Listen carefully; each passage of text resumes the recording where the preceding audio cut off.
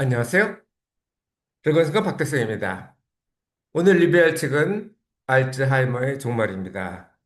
저희 어머니가 알츠하이머를 알아주고 지금 영원에 계십니다. 그래서 읽게 된 책인데요. 알츠하이머를 예방하기 위해서는 어떻게 하는 게 좋을지. 이 책의 저자는 처음 시작을 똑같은 방법으로 해서는 결과도 같다. 그래서 그동안 알츠하이머를 치료하기 위해서 여러 가지 신약 개발이 있었는데 그게 다 실패했거든요. 그래서 다른 방법으로 접근하는 것을 제안을 하고 그래서 제가 여기서 고른 거는 알츠하이머의 원인으로 알려진 아밀로이드에 대해서 알아보고 그리고 알츠하이머가 파괴하는 시냅스를 강화 어떻게 할 건지 아니면 아밀로이드 자체를 어떻게 줄일 것인지 다른 방법으로요. 지금까지 신약 개발하고는 좀 다른 방법으로 그 내용에 대해서 정리를 해봤습니다.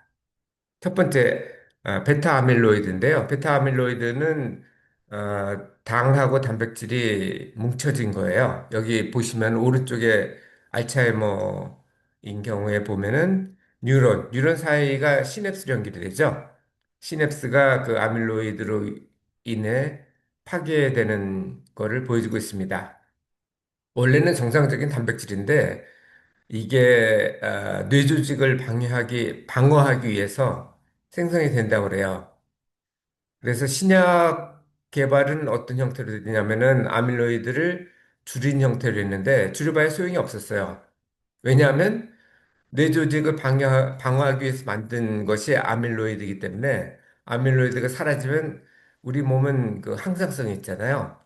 다시 만들어냅니다. 그래서 신약 개발을 하는 거에서는 별로 성공을 하지 못했고, 이 저자가 접근한 거는 그러면 아밀로이드를 발생하게 하는 이유, 그거를 제거하자, 원천적으로 차단을 하자 그런 거였는데 그게 바로 영양 불균형, 염증, 독성 물질, 방어 이 세 가지니까 영양을 균형을 맞춰주고 염증 발생을 줄여주고 독성 물질을 제거해주면 좋지 않겠느냐 하는 게 이 책 저자의 주장입니다.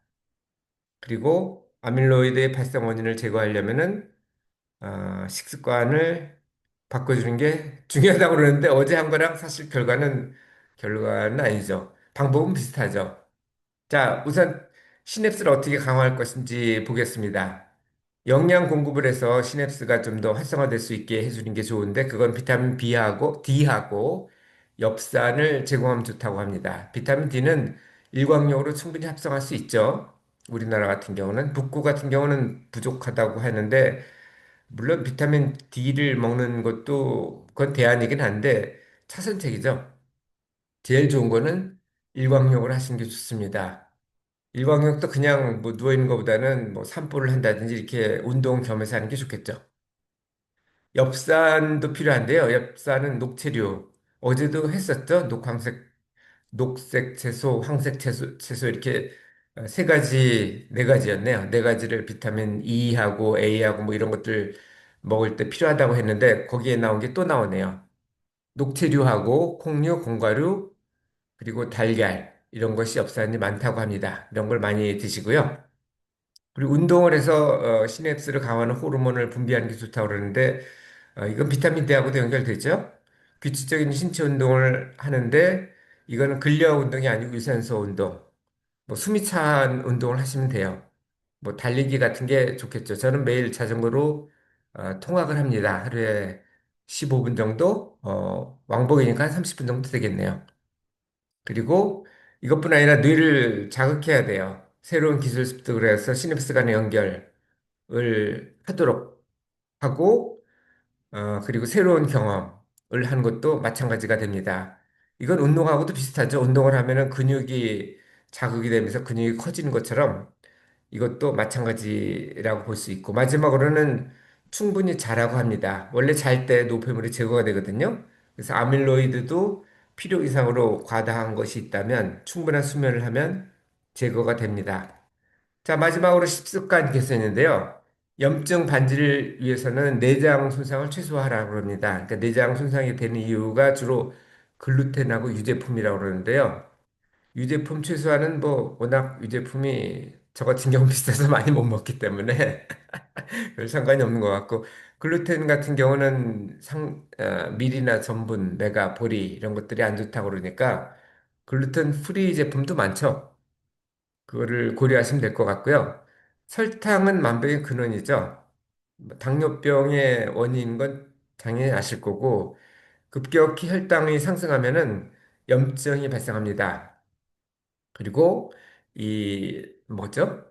혈당이 늘어나면은 이걸 인슐린을 통해서 줄여지거든요.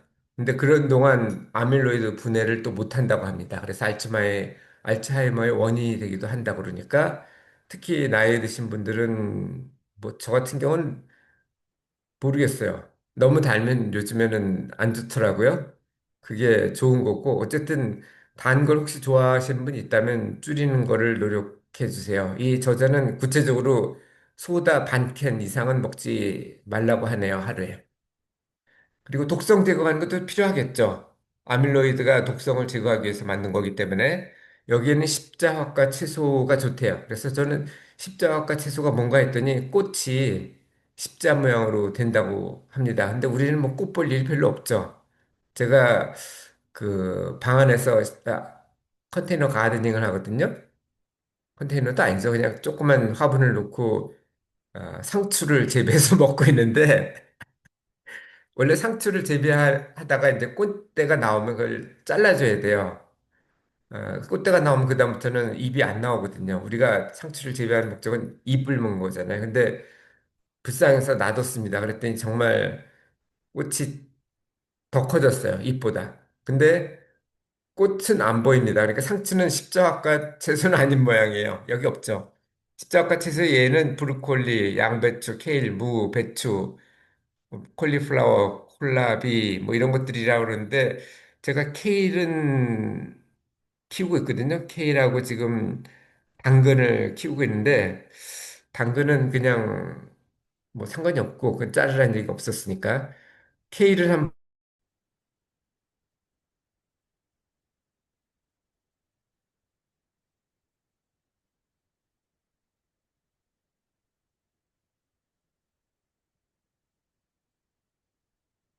잠시 끊겼던 모양입니다. 근데 뭐 어쨌든 하던 거니까 계속하고 자, 이 내용은 제가 다음 카페 2859번에 정리했습니다. 그러니까 그거를 보시면 좋고요. 더 좋은 건 책을 보시면 더 많은 정보를 얻을 수 있을 거라고 생각합니다. 이상 오늘도 즐거운 순간 박대순이었습니다. 감사합니다.